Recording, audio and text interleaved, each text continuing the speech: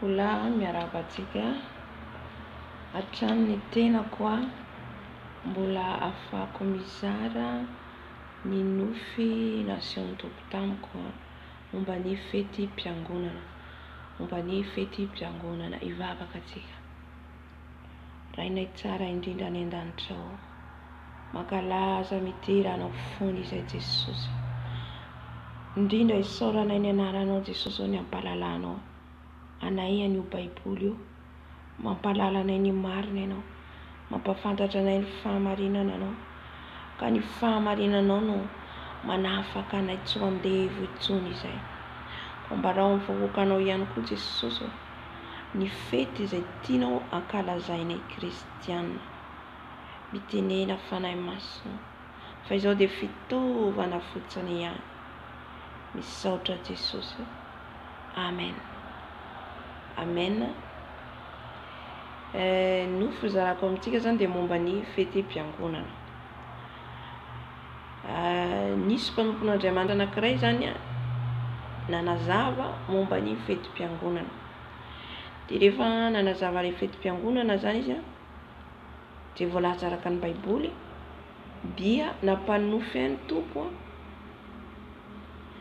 nahita n'izy ireo zany aho nahita niaraka ny faly zay nanao an'le fety, niaraka ny faly teo zay ny fety an'le fety-piangonana, fifaliana tsy ohatran'izany ry havana. Amen.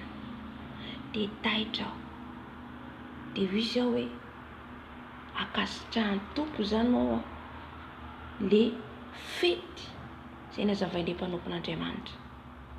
Le izy zalany vetivety nandalo ohatr'izay fa nampafantatra azy ny Tompo hoe akasitrahany le izy ary voalaza araka ny baiboly. Amen. Tsika ry havana, marobe zany zavatra mbola tsy fantatrika satria sombosombony ihany izy ny fahalalana meko anareo izy ny Tompo. Sombotsombony nampalalany antsika na eo amin'ny baiboly ary mbola maro ny zavatra tsy fantatrika, maro ny révélation, maro ny zava-miafina amin'io tenin'Andriamanitra tsy fantatrika, fa ny fanahy masina no mitarika antsika, ny fanahy masina no mampalala antsika.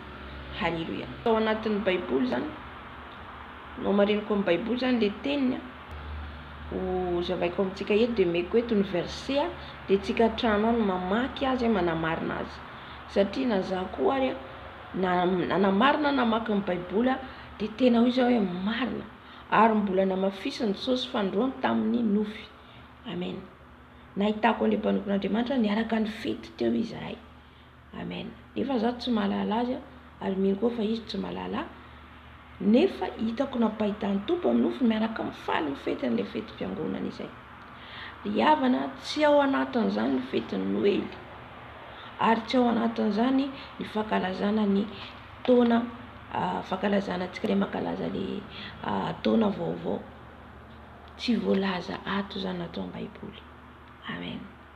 Ao ihany koa le fetin'ny ray, fetin'ny reny, fetina daholo tsy tadidiko koa, fetin'ny mpifankatia. Tsy araka ny baiboly zany zany rehetra zany ry havana. Amen. Na ny Tompo ary tetỳ ambony tany tsy nankalaza ny anniversairany, fa nankalaza an'i Jesosy dia ny Pasika. Halleluja. Ka omeko antsika eto zany ny momba n'ilay fety-piangonana anankifito. Voalohany indrindra dia ny fetin'ny Pasika, ny faharoa dia ny Pentecote, ny fahatelo dia ny fety mofo tsy misy masirasira, ny fahaefatra dia fetin'ny voaloam-bokatra, ny fahadimy dia fetin'ny trompetra, ny fahaenina dia fetin'ny Porima, ary ny fahafito dia fetin'ny tabernakely. Ireo zany no fety-piangonana voalazan'ny baiboly. Halleluja.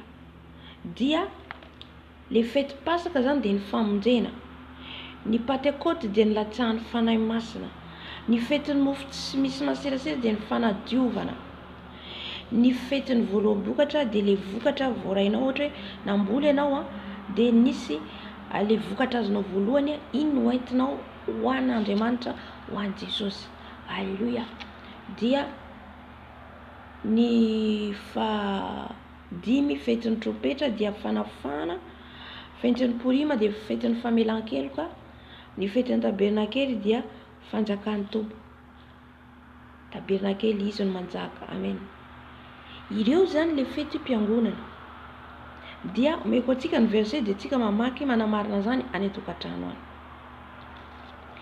Ny fetin'ny Pasika dia amin'ny Deutéronomie 4:40 vakio manontolo. Deutéronomie 4:40. Fetin'ny Pasika, fetin'ny Pentecote ary fetin'ny mofo tsy misy masirasira. Na hatramin'ny andro nazavaina hoe misy manisa andro anankifito, herinandro anankifito dia avy eo misy fety atao, manisa herinandro dia misy fety, dia afaka mamaky tsika ary mandinika dia ho fantatsika ny marina. Amen. Satria namaky aho ary nandinika. Ary ireo fety anankiefatra ireo zany voalohany ireo, fetin'ny Pasika, Pentecote, fetin'ny mofo tsisy masirasira, fety voaloam-bokatra, ary eo dia manomboka amin'ny volana Mars, Avril, Mai. Raha tsy diso. Alleluia. Ireo zany fankalazana andreo fety ireo. Satria ny voalohan'ny taona amin'ny biblika dia ny Mars, volana Mars. Io ny voalohan'ny taona fa tsy Janvier. Dia ny fetin'ny tropetra, dia ny fetin'ny porima, dia ny fetin'ny tabernakely, ireo dia ankalazaina amin'ny volana septambra, raha tsy diso septembre octobre, les 7e mois, volana fahafito amin'ny taona. Dia meko antsika ny verset ihany koa, Deutéronomie 4:40 avery dia fankalazana manambara ny Paka, ny Pentecote, ny mofo tsy misy masirasira ary ireo anankitelo ireo. Deutéronomie 4:40.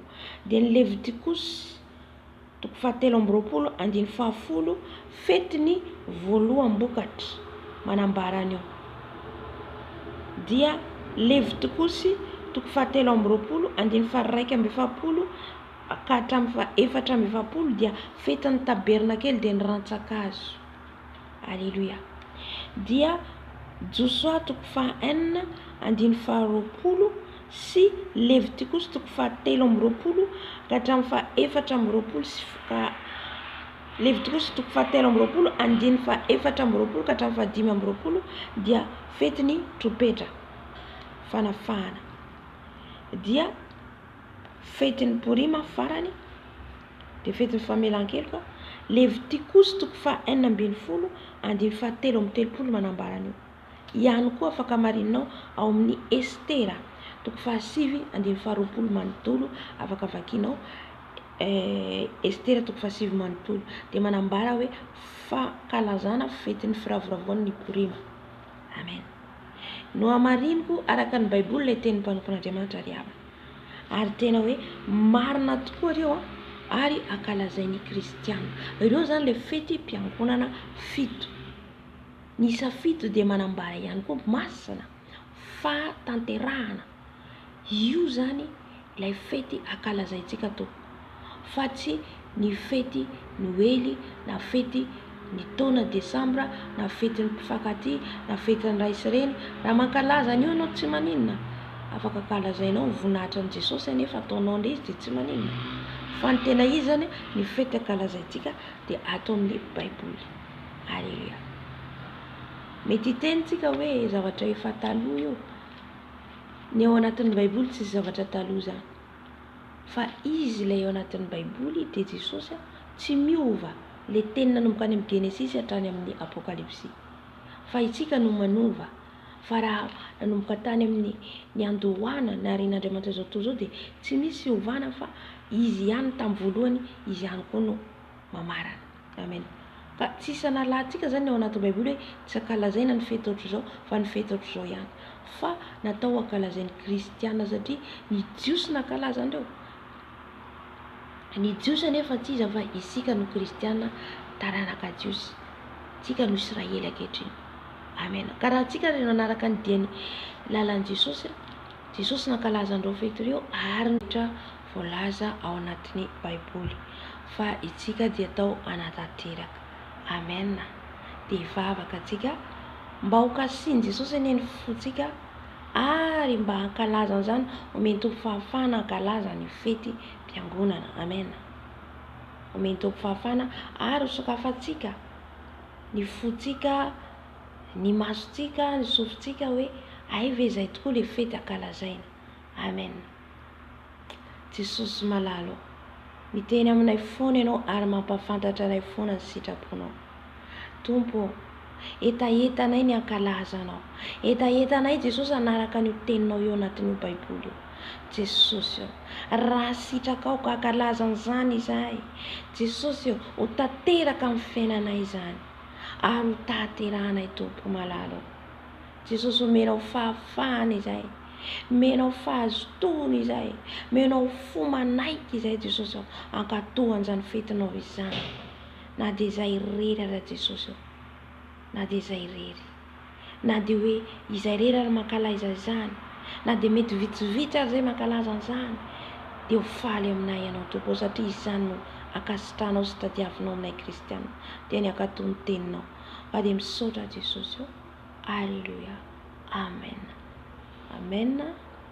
Mbola tsy tonga Jesosy tompo dia mbola miverina eto hatrany izao sianao. Alleluia.